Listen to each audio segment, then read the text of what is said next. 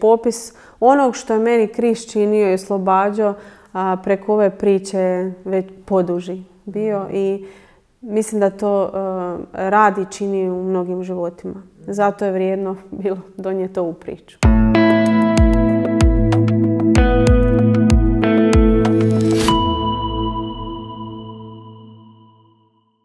Hvaljen Isus i Marija, dragi pratitelji Salezijane i naših video serijala gdje govorimo o novim knjigama. Danas imam čast, privilegiju i vrlo sam ponosna da mogu predstaviti knjigu koja govori o mojoj prijateljici, susjedi i sestri u Kristu, o Maji Tenšek, osobi koja je napravila, kako smo to znali čuti i reći, duhovni potres u Hrvatskoj. Knjigu je napisala naša Anja Mihanović. Anja, dobro nam došla. Hvala ti. Hvaljen Isus i Marija. Uvijek. Moram priznat, knjigu sam jučer pročitala do kraja. Možda sam mislila da ću je pročitati brže, jer sam neke male dijeliće već mogla pročitati, ali me oduševila dubina knjige. Hvala ti na početku, evo, moje ime kao nekoga ko je Maju poznavao, što si toliki trud utkala u knjigu kako bi prikupila informacije, ali što si iz sebe izložila. Ipak je to knjiga u kojoj si ti usporedno s Majinim životom pričala priču o majčinstvu i braku. Evo, hvala ti na tome. Knjiga ima 400 stranica. Do sada si pisala kolumne, znamo te kao kolumnisticu Bitno.neta, zapaženu. Kako to da je sada došla i iznjedrila jedna ovako knjiga velika? Pa nisam nikad planirala sjesti i pisat knjigu tako ili koliko dugačku i na koji način, nego u tom periodu zapravo opisala bi to danas kad gledam unatrag kao neki poziv. Zapravo sam išla raditi ono za čim mi je srce gorilo. I evo, iz tog je nekako nastala knjiga. I ja se nekad čudim danas, a i tako što je ispala dugačko. Pogotovo kad se sjetim da nisam imala ništa. I u biti neobično je to što ja Maju nisam poznavala nikad.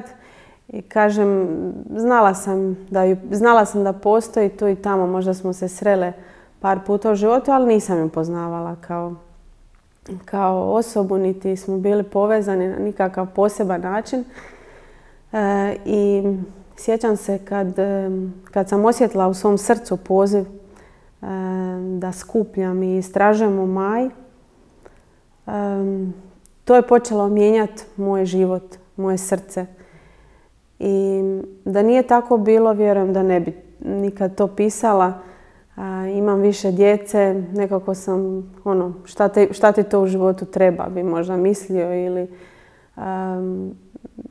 zašto to ne bi radio neko koji ju pozna, ili to bi puno bolje napravio neko ko ima više informacija. Tako da sjećam se tih početaka da nisu bili laki, jer sam imala osjećaj da nemaš ništa i nekako svaki taj susret s nekim koji je nju znao, kojeg bi ja pitala pa daj mi pričaj o Maji. Nekad sam se i sramila malo ljude vući za rukav. Ko si ti? Zašto bi ti neko dao uopće povjerenje da ti priča o, ne znam, svojoj prijateljici, sestri, ženi, bližnjem. I nekako sam uvijek razmišljala, pa Bože, kako se to onda može napraviti? I par puta mi je došlo da odustanem, međutim, ono malo što sam ja tad poznavala o Maji je toliko zahvatilo moj život, moje srce, da sam ja vidjela da tu ima nešto više. To je baš bila ko vatra koja tinja. Ja sam vidjela, moram onda nešto raditi. I sjećam se da sam sjela i uzela mrvice koje sam imala. Prvo sam pitala njenu sestru, pa jel imate nekakvih još poruka njenih? Pa ljudi pitaju, pa ovo je nevjerojatna priča. I počela sam samo u Word ispisivati po par rečenica, ne znam, ime osobe, pa rekao mi je to. I tako dokument po dokument sam slagala. Jesi tad na početku prosti znala da postoje ove video snimke koje su dokumentirale zadnjih par sati njenog života? Pa mene je jako potresla ta snimka njenih zadnjih trenutaka života. I to mi je bilo jedno od onako velikih nadahnuća. Kad sam to gledala, sam shvatila da je to baš izazvalo veliki potres u mom srcu. I ja sam nekako vrlo brzo počela razmišljati, znači ja imam 5 djece i kad sam vidjela tu sliku da ona, ono tijelo koje kopni, koje je neprepoznatljivo, da ona pozdravlja svojih 5 djece i riječi koje mi je govorila, meni to je bilo van pameti. Znači ono, ko sa svemira. Znači ovo nije ljudski. I to me počelo jako kopkat i to mi je baš, sjećam se, ja sam nekako uvijek bila i ambiciozna osoba i nekako kao sve mogu, sve stignem. Međutim, to je počelo tako meni rušiti te neke sve moje idole. Ja sam vidjela taj strah duboko u sebi, strah zapravo od smrti. I kad sam vidjela nju kako ostavlja život, a kao zatim svim stremimo, znači to je ono što cijeli život se trudiš. Samo nek smo živi, zdravi. Ovo što živiš, pripremaš se za taj trenutak smrti, za ono poslije. I kad su mi se nekako to poslagalo, ja sam vidjela da je u meni ogroman strah od smrti. Strah od smrti za moju djecu, strah da ja umrem prije njih, strah da mi umre suprug. I što sam više upoznavala i saznavala o Maji, evo, nekako sam imala osjećaj da u moj život ulazi samo, kao da otvoriš prozor u nekoj zagušljivoj prostoriji, kao da ti ulazi zraka, nova sloboda. I zapravo ja bih rekla da je to što je mene to tako guralo i mijenjalo, to je bio razlog pomalo i da je knjiga onda nastajala. Kako je tko slao, kako sam do kog uspjela doći pitat, ljudi bi ti nešto rekli. I sad nekako unatrag vidim da pa Bogu je ok valjda da uvijek krenemo od mrvica. Tek možda na samom kraju sam ja možda dobila i uvid i vidjela neke i Majine spise i zapise. A na početku kad gledaš krenuo si od mrvica. Ali, da, od nekih malih mislim stvari. Da je to zapravo tak neki put i evanđelja. Ali zanimljivo je kako si zapravo opisivala kakav ti bi bio put na početku i sad dok pričaš ja u tebi zapravo poznajem neke Majine i poteze, onako baš sestrinske, očito je tu nekako i dublja povezanost. Ona je dosta bila onako, ma dobro, idem pitat. Mislim, tu treba, ja sam od nje učila i kako izgubiti taj sram, zašto pitat ako nešto za veće dobro. Ovo je stvarno, recimo, bila knjiga koja će biti sigurno za veće dobro i samo to tvoje već povlačenje za rukav ili kako si ti rekla da svaku osobu tražiš povjerenje, to mi je jedna osobina koju ona zaista imala. Znači, ako je nešto za veće dobro, idemo. Ako ne pokušamo... Sjećam se, bilo je puno puta kad stvarno me je bilo sram nekog samo nazvati, reći, gle, ja to i to, ja bi tu kao malo skupljala, mislim, znaš, otkud, šta, kad da nas zoveš, I prvo me to mučilo, onda sam zapravo vidjela, čovječe, to vrijedi za ovu priču. I kad sam osjetila i da u početku nekad neke teškoće, sjećam se da sam znala reći, gospodine, pa ako je ovo stvarno moja ideja, hir, pa nek propadne. Ali daj, ako si me pozvao na to, nije da nemam šta raditi u životu, ali ako si me pozvao, daj mi raskrči putove, daj mi da ljudi otvore srce, da imaju povjerenje. I stvarno je tako bilo. Puno, i kroz cijelo taj put nekog istraživanja i zapravo ja sam vidjela da je Bog mijenjao moje srce. Malo sam osjećala kao sada gledaš neku situaciju ovako odozgo, da Gospodin radi po svojoj providnosti, ne znam, ovo u životu. Kao da je meni rekao, evo tebi ću dati Maju, baš bi ona mogla biti za tvoje srce. Baš su mi se tu rušili, saznavajući o njoj i njenom životu, situacijama koje je ona bila, rušili su se ti moji idoli, moje navezanosti, moji strahovi i Evo, nekako sam vidjela zapravo da je ova priča, sve više kako su i ljudi govorili, koliko ih je, što je to učinilo u njihovom životu, ja sam vidjela da je ta priča vrijedna svega i da treba doći do ljudi. Da, rekla si sama jedan biser, da je to kao biser koji si pronašla, nisi ga htjela pustiti. I stalno me to vodilo da ljudi moraju dobiti ovu priču, jer sam osjetila da je Maja prorok, da je Maja današnji prorok i podsjetilo me to na Sveto pismo, tamo kad gledaš ima Izaija, Ezekijel, Hošea, pa im Bog zapravo povjeri da naprave nešto ludo da bi oni pokazali neku poruku. I sad ti kad to čitaš u Svetom pismu, ok, to stoji, ali mi danas trebamo nove proroke, ljude kod kojih ćeš ti vidjeti, ne samo da pričaju evanđelje, nego kod kojih ćeš vidjeti da to žive. I to je mene toliko dotaklo i osvojilo, jer ja sam u Maji vidjela znači to da ti je neko svojim životom rekao ovo nije kraj. Znači ovo ljudi sve što vidite, što je vidljivo, to nije sve. To ne može biti sve. I evo. Svojim životom, da, pokazala do zadnjeg. Dosta se o Maji pisalo u medijima i ti si sama dosta iscrpila iz emisija raznih članaka, svjedočanstava, prijatelja, rodbine, supruga i majke i sestre. Međutim, svi koji su o njoj govorili su govorili o tom zadnjem dijelu života koji je zapravo i neka kulminacija. Govorilo se kako je Maja bila magnet za ljude, kako je zapravo bila neka vrsta i ljepila, znači sve nas je povezivala. Mi smo zapravo imali dojam na sprovodu da smo se prepoznavali, aha, ti si ona što naručuje pasta maker, aha, ti si ova što je iz onog OPG-a. Dok smo se počeli prepoznavati, imala sam dojam da su se napokon na karminama nekako i kockice posložile. Međutim, ti u knjizi krećeš od njenog djetinjstva. Zašto ti je to njeno djetinjstvo bilo važno? Krenula si od samog početka do kraja, ipak je to jedna cjelovita priča. Da. Mislim, ja kad sam to krenula raditi, ja nisam znala kako to treba izgledati. I kažem, radila sam onako kako imam, kako mi je Gospodin dao, providio.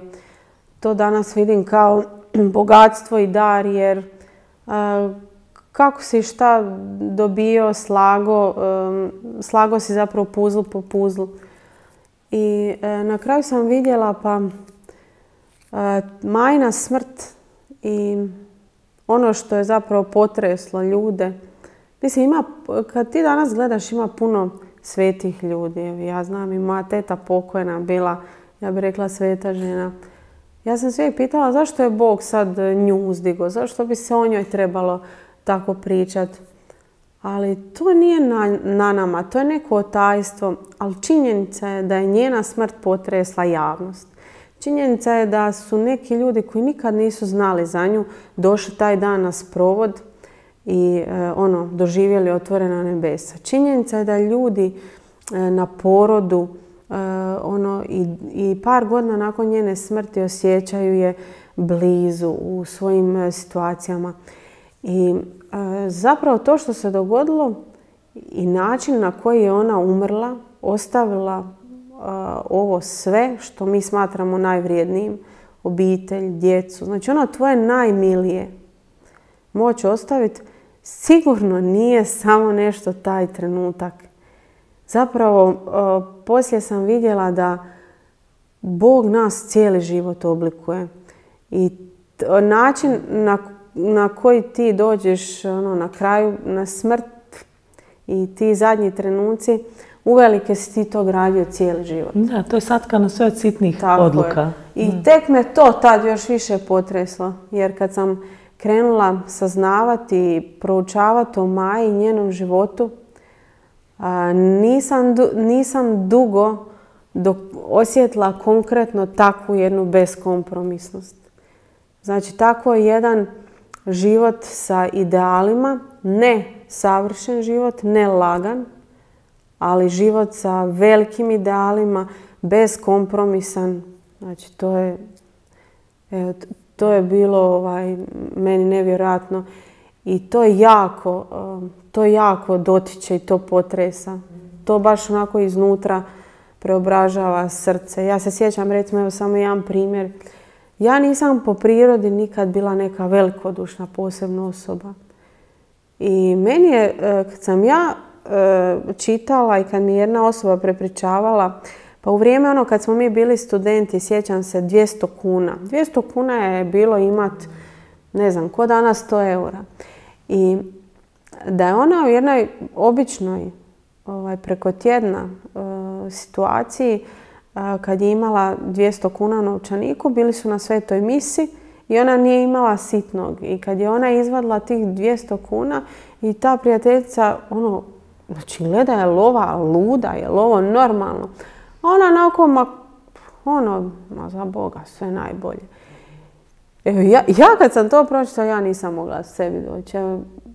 Te neke situacije i vidjela sam zapravo to gradi čovjeka da ti možeš tako i umrijeti. Točno to mi je u knjizi bilo jako lijepo, kako si, čak si nekoj rečenici rekla, to sam si i podcrtala, kako svaki dan u svakodnevici možemo grabiti nebo. Znači taj mali fiat, taj moj da, ta mala odluka, i ne možemo očekivati da ćemo pred smrt reći, odjednom čudesno ćemo dobiti milost ako nismo u svojoj svakodnevici govorili taj svoj da i davali te male žrtvice Bogu. Kod Maje me uvijek oduševljavalo što je bila borbena, što je znala se zauzeti za svoje stavove. Recimo, kad je počela korona, mi smo znali satima razgovarati, čak i o istoj temi, ali uvijek bi to završilo u smijehu, nekoj pozitivima, bit će dobro, Bog se vodi. Ali nije bilo isprazno. Prvo smo što ti misliš, što kažu o ovome, pa je li to istina, lažu li nam, što misliš o ovoj teoriji zavjera, što misliš o onome, ma treba biti razuman, da, ali treba gledati vjeru, pa Bog je ipak iznad svega. Sve je bilo nekako prožeto tom borbenošću za stav. Kako god bude, mi ćemo stajati za svoju obitelj, stajat ćemo zajedno. Ali si mislim, pa takva osoba koja ima tako borbene, snažne stavove bi se lako uzoholila. Sad kad gledaš da ti imaš neko znanje i da imaš hrabrost, lako se uzoholiš, ali koliko u tim trenucima ta osoba bila poučljiva. Mene je to toliko puta kod nje oduševilo što je dala se poučiti, dala se da posluša nekoga za koga bi možda rekli pa nije ovo neki autoritet, šta ja znam, ipak ne znam, nije završio fakultet ili koje onda meni govori, ali kako je htjela čuti drugu osobu i na temelju toga izgraditi neki stav. I od tih sitnih stvari svakodnevnih mogla je donositi svoje odluke u svakodnevici. Od ostajanja kod kuće, znači poslušala je stranu koja govori jedno, koja govori drugo, donijela je svoju odluku. Do izbora supruga, do izbora načina prehrane. Znači ona je od svakog najmanjeg detalja poslušala obje strane, donijela svoj stav i toliko snažno, borbeno slijedila sve do kraja, jel? Ali to nije bilo onako, kako da kažem, sektaški, da ti kažeš ona sad tako i nikako drugačije, nego još uvijek sa dozom propitivanja, sa dozom jesam li realna. Bilo je trenutaka, isto si opisala u knjizi, kad je naglo smršavila pa smo se svi zabrinuli. Onda je napisala onu poruku, ja sam rekla Vlatku i mami, ako zbilja vide da sam totalno u to zaronila, da me slobodno vode u bolnicu. Znači ta količina trezvenosti, ta količina poučljivosti, a opet borbenosti u svemu, mene se totalno spojiva sa tim načinom umiranja, sa tom smrću koja je ona. Meni je bilo jako zapravo fascinantno od sve te i njene poučljivosti i poniznosti moment da je Maja zapravo od sveg tog što mi danas i živimo tu našu vjeru došla do srži i shvatila istinu. A to je da trpljenjem, boli, smrću ne gubimo.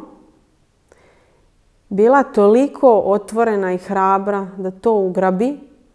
I to vidim po onoj rečenici, nije moje ozdravljenje konačni cilj, već da se svi ljudi obrate i spase. Koliko to od nas može, koliko mi to možemo reći, koliko ja to mogu reći. Evo, to prvo, koliko ja to mogu reći i to je mene zapravo osvojilo.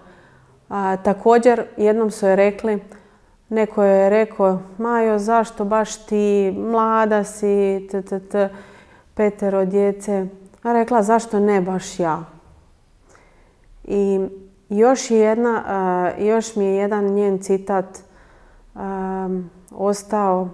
Znači, kad je ona došla do jednog križa u Međugorju, rekla je, a Bože moj, pa ako išta ja mogu u ovom životu učiniti, da se drugi obrate, spase, moja obitelj, rodbina, prijatelji, kraj, pa evo me. I zapravo kroz poslije njen život, kroz trpljenje, kroz bolove, noći, gdje ona kaže u nekom trenutku, mislila sam da će me srce strest, boli me prst po prst svakih sat i pol. U nekim trenucima vjerujem da je grizla posteljinu od bolova. Članci prstiju joj sve više postaju, ne može ih ispraviti. Sad zamisli svoj dan gdje ne možeš ključ okrenuti, zamisli svoj dan gdje ne možeš, gdje trebaš narezat kupus za varivo i režeš ga 2 sata. I u tom svemu reći, evo me, to vrijedi, to je ona istina, to je ona Isus Krist kojeg sam ja cijeli život slušala od mame, bake, gledala, trudila se. I taj trenutak kad ti to uzmeš, kad to postane tvoje i kad ti nadiđeš trpljenje, bol i dođeš pred smrt i smrti gledaš u lice. Evo, meni je to nevjerojatno. Znači, tako da ta njena poučljivost, poniznost, to je tako zapravo bilo prijamljivo tlo za tu jednu krajnju našu odluku. Kad sam ja to gledala, čitala, pisala, ja si mislim, čovječe, kakvi posao, kakve odluke, kakav novac, šta ima u životu bitnije od nekih takvih stvari. Meni to onako skroz prioritete. Prioriteti ti se presjeći. I zapravo ja sam tad gledala koliko ti radiš toga, a ta priča mi je postala biser, jer napokon u svom životu počneš više gledati kako doći do te vječnosti. Pa čovječe, kako doći do tog trenutka da tako kako ugrabiti svetost, zasukat rukave, kako je rekla. To, da. Meni je čudesno ovo sad kad si govorila o Maji, koliko se vraćaju zapravo sjećanja, koliko neke sitne trenutke i ne prepoznajem. Ja sam bila jedno vrijeme na sebe ljuta, jer doslovno dan nakon što je umrla sam baš gorko plakala i mužu sam rekla kako je moguće da je svetica živjela pored mene, da je ja nisam prepoznala. Doslovno sam je viđala, grlila, pozdravljala, ljubila, zezala se s njom, možda najviše i to od svega u tim teškim trenucima. I nekako muž me tješi, kaže, pa dobro, ni apostoli nisu Isusa prepoznali, ali u kojoj skrovitosti ti živiš tu radost trpljenja. I u današnjem svijetu koji je sve na komfor, sve ćemo, samo da se što lakše izmigolji iz neke teškoće, samo da ovo riješimo, da se izbavimo iz ove žalosti i tako dalje. I ti nađeš nekoga, vjerojatno zato i je toliki magnet za ljude, jer žrtva vrijedi. Žrtva je ono što nas, po čemu dobivamo nešto vrijedno. Znači, ta posvećenost za druge i radost Uskrsa koju ti živiš u nekakvom propalom tijelu, to te privlači, taj primjer, više nego tisuće i tisuće. I zato mislim da je Maja jedan od proroka današnjeg doba koji su tu među nama, koji su hodali kraj nas, kraj čije priče možeš ili ju ne doživjeti, ili reći ne tiče me se, ili ju možeš dobrano iskoristiti. I mislim da poanta ovog sveg nije da mi pričamo kako je jedna žena lijepo živjela, plemenito, sveto, ni kako bi trebalo živjeti, kako smo mi svi bijedni, jadni, nikakvi. Mislim da je poanta da se suočimo sa onim pitanjem da nas preko ove priče Bog pita gdje si. Gdje si ti, brate? Gdje si ti, sestro? I zato mislim da Majina priču treba dati svima. Ne samo nekoj majci, nekoj ženi. Mislim da je treba dati današnjim brakovima. Mislim da je treba dati današnjim zdravima, bolesnima, svima. da preko te priče da Bog svakog pita gdje si. I evo, to je ono što bi bila poanta zapravo cijele priče i da se otvorimo. Pa meni je super, znam točno stranicu gdje to piše. Benedikt XVI je rekao bitnu stvar.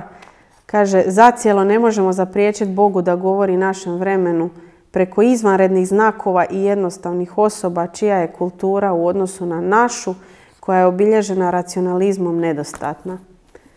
To je meni genijalno zapravo, jer današnji svijet pun mlakosti, letargije, sam da mi bude lakše, Maja je jednom rekla, pa ne trebamo raditi stvari koje su nam lakše. Da to nije to nije sve. Znači, isplati se ovo i obratno, isplati se i trpiti, podnijeti bol, zato što postoji nešto više. Ovo nije kraj. I mislim da je to. A ako to ljudima kažemo, ako im to damo, sve si im dao. Ljudi se mogu uspokojiti, naći smisao, smiraj. Ljudi mogu početi mirno umirati. Evo, mislim da je to poanta Majine priče. Maju nismo možda ni predstavili onako za one koje ne znaju. Maja je kćer, sestra, supruga i majka. Rodila je 5 djece, 2 za nebo. Kako zapravo ta Maja, jedna osoba koja je živjela među nama, utječe na tvoje majčinstvo, konkretno kao nekoga koji je pisao knjigu, na tvoj brak? Evo, znači ta priča je iz temelja preobražavala moje srce i kako sam ju pisala i kako sam kretala pisati. I ključan neki trenutak koji sam pokušala opisati u knjizi je bilo jednu noć kad sam osjećala jedan silan strah od smrti i vidjela sam da ja sve u svom životu znam. Ja sam završila teologiju, čula sam mnoge priče, slušala sam ljude koji su doživjeli kliničku smrt. Znači, ja znam da Bog postoji. Međutim, to je onaj trenutak kad je Gospodin zahvatio moje srce i kad sam vidjela da se ti nemaš za šta uhvati, za neku ideju, za neko znanje, za nešto što si čuo. I u tim trenucima bio je mrak, gledala sam svoju djecu, kako su prekrasni, zdravi. Pa ne može ovo biti sve, pa mora biti nešto više od tog. Sjećam se trenutka kad sam osjetila, pa da, čovječe, Maja je to prošla. Znači, postoji neko za kog sam ja saznala da je u ovoj istoj situaciji došao pred kraj, vidio očito smrt, rekao nam ovo nije kraj i pokazao. Znači, prošao je kroz ta vrata. I moje majčinstvo se od tad promijenilo u smislu da sam mogla otpustiti nekako strah, otpustiti svoju djecu i moram priznati da nikad nisam poslije osjećala da sam možda i bolja majka. Zato što sam shvatila da su mi dani, da nisam gospodar svog života. Evo, i mislim da ta priča, ne samo za mene kao majčinstvo, nego za brakove, za mnoge ljude, ja sam vidjela da potresa, da radi veliki potres u životima ljudi. Također si upoznala fra Vatroslava Frkina, upoznala sam ga i prije, ali išli ste kod njega na pripremu za brak, ali zbog razgovora o Maji si ga susrela i tijekom pisana knjige, pa si sama rekla da nije on samo bio tu da ispriča nešto o Maji, nego je konkretno pitao i tebe. Da, tako je. Uvijek svaki doticaj sa nekim koji je pričao o Maji zapravo sam vidjela da je mijenjao moj život. Da je preko tog nešto... Sjećam se, jednom sam napisala izraz i volim ga reći, popis onog što je meni Krist činio i oslobađao, a preko ove priče već poduži bio i mislim da to radi i čini u mnogim životima. Zato je vrijedno bilo donijeti ovu priču. Maja je prije 40. rođendana umrla na jedan vrlo specifičan način, znači od bolesti koja je vrlo rijetka, sa osmihom na ustima, blagoslivljajući svoju djecu, tražeći od svog supruga da je podigne kao na dan vjenčanja. Umrla je sakramentalno, pored svojih najbližih, ali evo njen sprovod je, možemo reći, bio nekakva kulminacija te miline koju su svi osjetili. I oni koji nisu bili s njom ti zadnjih sati i oni koji je nisu poznavali. Evo, ja se sjećam našega susreta na Markovom polju i tvojih suznih očiju. Kako si ti, evo, te zadnje majne trenutke, što nekako, pazi, na van izgleda ono, majka 5 djece, jadna ona, djeca, siročići, muž sam, udovac, kako će on sa Ja se sjećam da kad sam ja saznala za sprovod, ja bi se to opisala kao neki od onih apostola i oni koji bi bilo planirano da su tamo jer su ga poznavali, Krista, nego imam osjećaj da sam ja bila neki prolaznik koji je nešto je prošlo, ti si se u to zaljubio, vidi idem. I sjećam se onog svog, gurala sam se među ljudima samo da vidim, da budem bliže i da vidim je li ovo istina. Htjela sam vidjeti ta lica koja pate. Evo, možda čudno zvuči, ali htjela sam vidjeti lice njenog supruga, lica njene djece i najbližih i taj lijes da nikad više ne ostaneš isti. I za mene je to baš bilo veliko iskustvo. Trenutak kad su stavljali taj lijes u grob, kad gledaš da ta zemlja tebe pokriva i poslije dođeš u svoj život, čovječe, gdje sam? Evo, meni je to baš bilo jedno iskustvo živog Boga, iskustvo nekog ko nije poznavao Maju, tu se našao, imam osjećaj da mi je Bog dao ako da ugrabiš nešto, iskoristi, to je to. Spomenula si još ovu velikodušnost svoju koju nisi vidjela kao neku svoju prednost, odnosno neku svoju krepost koju si posebno razvijela, a Maja ju je imala. Pa ja vidim da i ti imaš, mislim, dobila sam knjigu na poklon ali Maja je jako puno pomagala ljudima, puno je povezivala ljude i darivala ih je. Još jednu osobinu koju sam htjela njenu uz tu velikodušnost spomenuti je to da obično kad ljudi daju poklone, to su oni ljudi široke ruke pa su malo isto polnosti, pa ja sam to tebi dao i tako. Međutim, ona je znala isto tako i primiti poklon i primiti kompliment.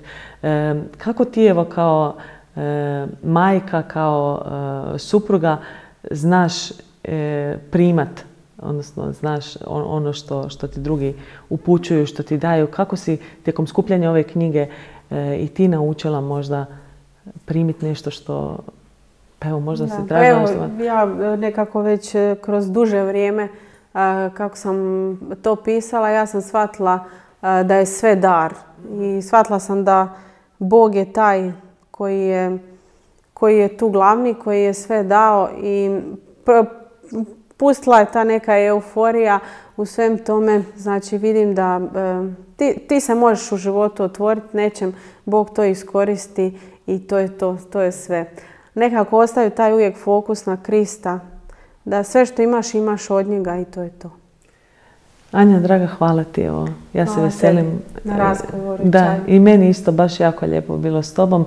Vjerujem da će i svi koji prate Pričaj, ovaj video serijal Pričaj o knjizi u kojem smo popili ovaj ukusan čaj od šumskog voća, dobiti jedan poticaj da knjigu i pročitaju. Knjiga Ovo nije kraj u izdanju Salezijane, autorice Anje Mihanović, uskoro ćete moći svi nabaviti. Vjerujem da će vam biti poticaj i obogaćenje. Mlada Hrvatica, majka koja je 5 djece, odnosno zapravo 7 novih duša rodila i uz svoga supruga Vlatka, sestru Ivanu, mamu Ljubicu, uspjela podijeliti svoj život svijetu. Vjerujem da će svima vama biti poticaj da i vi pobjedite svoje strahove, živite u svakodnevnici ovako snažno u svoje male fijate, male odluke, one male da, i da ćemo svi moći zajedno iskati veliku odluku za vječnost kada se i mi jednom susretnemo sa smrću u lice. Još jednom, evo, veliki pozdrav svima i do nekog idućeg susreta. Hvala Isusi Marija.